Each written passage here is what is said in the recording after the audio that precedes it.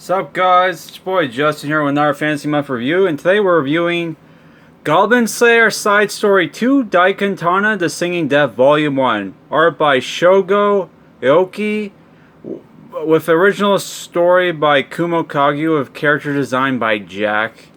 This is a Yen Press fantasy graphic novel manga, rated M for mature. Goes for 13 bucks in US and 17 Canadian. So this is like a spin-off to the Goblin Slayer series. And holy crap, was I... By the way, like, comment, subscribe. By the way, holy crap, was I blown away with this manga. Because it was like so much better than the Goblin Slayer prequel. And probably the best of the spin-off Goblin Slayer books I've read. Because unlike with a lot of those manga where they were just like rehashing stuff from the light novels, here they actually expanded the lore for a change. Holy crap, man. And this is also kind of a prequel because we have the sword god priestess here who was in Goblin Slayer season 1 and the light novels, where she was like the legendary priestess who helped was part of a party of heroes that defeated the demon lord. I think that's what the story is. I could be wrong because like it's been a while since I've seen Goblin Slayer. Like I first saw Goblin Slayer and read the Goblin Slayer books when the first season of Goblin Slayer came out. So my memory is a little, but yeah, so like I really enjoyed this manga. So what it's about is basically there's this plague that not plague, I'm thinking of Spellforce 3. Basically the undead start stalking the land, and the king of time issued a decree: find the source of this death and seal away.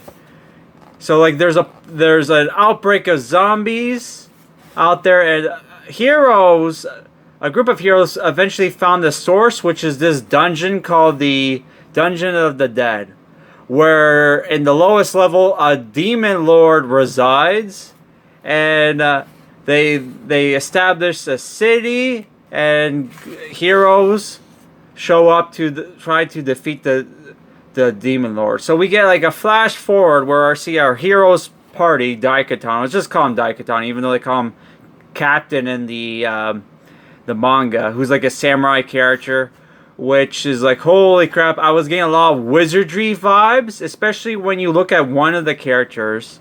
But we have a flash forward of the heroes party fighting the demon lord, and you see basically, this is spoiler alert by the way, where the party gets basically wiped out. And this is the guy I'm talking about.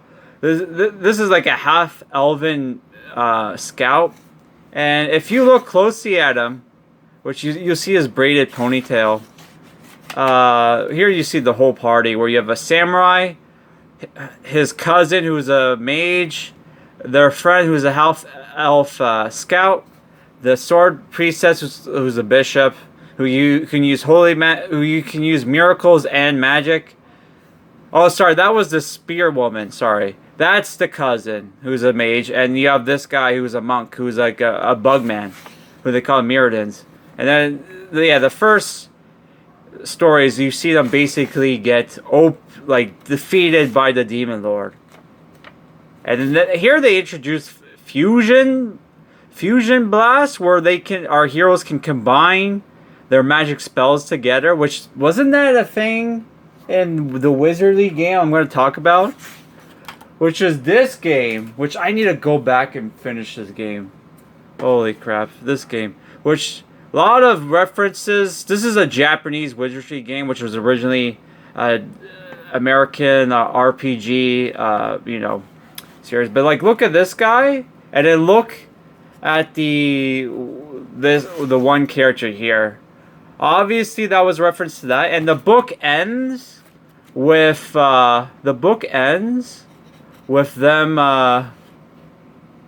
quoting the first Wizardry game. Now welcome to the proving grounds. Oh my god.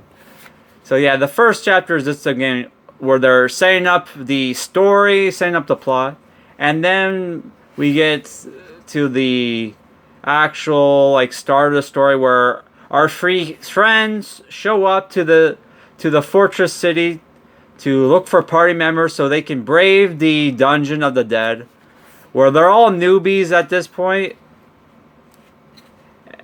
And the first person they meet is the sword priestess Bishop, who they just call Bishop. It's like that's the thing with Goblin Slayer. They don't call people by names. They just call them by their race and class. So here you have the Bishop, who turns out because she got, if you know her tragic backstory, which I'm not going to spoil here, but if you know her tragic backstory, she had a bad run-in with with goblins, and because goblins are so weak, people don't want to party with her. So she makes her living as identifier, and our party eventually, here you see a full picture of the scout guy, which, look at the comparisons, man. Obviously, that's a reference to that game. Which Daikatana, I don't know if the Daikatana is a reference to the infamous John Romero game, Daikatana, for the N64, which I wanted to buy that game because it's like, it sounded interesting as hell because it's like a first-person RPG for Nintendo 64, but it's like, oh my god, it was so expensive despite the fact everybody knows the game sucks. Oh my god.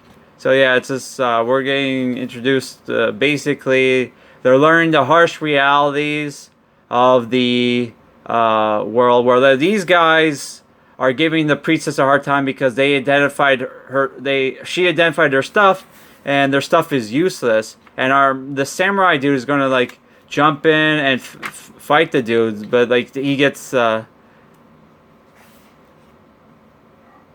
did I miss this page? Oh my god, that's what. I think I totally don't remember that thing. I must have accidentally skipped it when I was reading. But yeah, what happens is this guy shows up, who stops the fight and basically tells him, "Hey, those guys were out of line, but you know what? Like all their party members died, and then they all died for like crappy loot. So it's like you can kind of forgive them." So yeah. Here where they get told about the Demon Lord.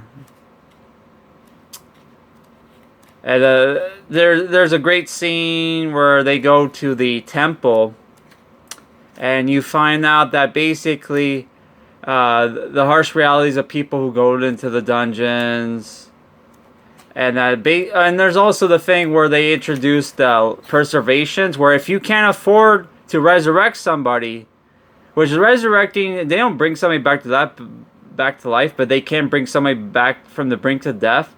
But if you can't afford that, they will like preserve your body until your party members can afford to resurrect you, just like in a lot of Wizardry style games.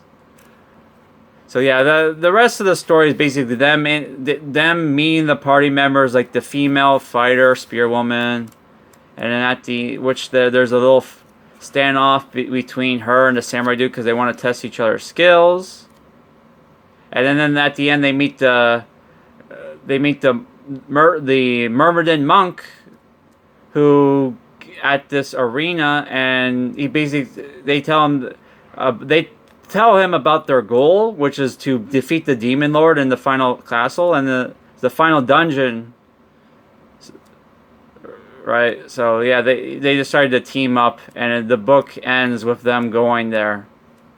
Right at the entrance, which there is a little bonus story, and there is a little short story written by Kumo about the female fighter.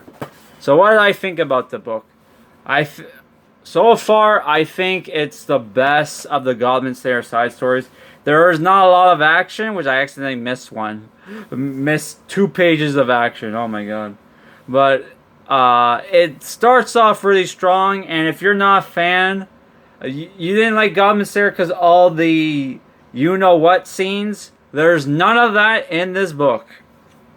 So maybe they will get more pervy and bull crap later on in the series. Who knows? But so far, this was a great read, and I recommend it. 7 out of 10, guys.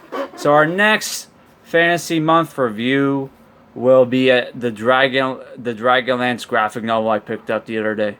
So if you guys remember that, all right, peace.